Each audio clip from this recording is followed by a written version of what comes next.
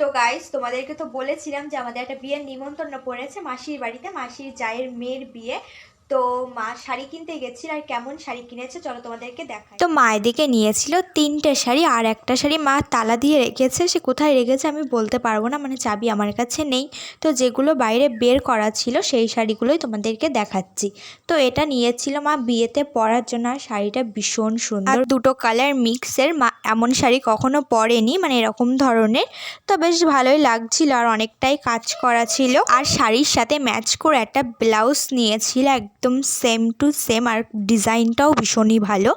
আর এটা মানে শাড়ির যা দাম নিয়েছে, ব্লাউজটারই ঠিক তেমনই দাম নিয়েছে, এমন একটা ব্যাপার। মানে এখন যেমন হচ্ছে যে শাড়ি থেকে ব্লাউজের দাম বেশি। তো যাই হোক, আর এই একটা শাড়ি নিয়েছিল, এটা বউকে দেওয়ার জন্য নিয়েছিল মা। তো মা বলছিল যে এই শাড়িটা নিয়েছি, অতটা ভালো লাগছে না, আরও একটা শাড়ি কিনেছিল, সেটা এই শাড়ির থেকে একটু বেশি সুন্দর ছিল, বেশি ভালো লাগছিল। এবার মা কোথায় রেখেছে সেটা তো আমি জানি না, তো তার জন্য তোমাদেরকে দেখাতেও পারলাম না। যদি আমি পাই তো তোমাদেরকে পরে দেখাবো। তো যাই হোক, আরেকটা ব্লাউজ নিয়েছিল, এটা নর্মাল পরার জন্য, এখানে ওখানে পরে যাওয়ার জন্য। তো তোমাদেরকে যে জিনিসগুলো দেখালাম, মানে মা যেগুলো কিনে এনেছে, তো তোমাদের কেমন লাগলো জিনিসগুলো আমাকে কমেন্টে জানিও। আর আমার তো ভীষণই ভালো লেগেছে, আর তোমরাও জানিও। বাই।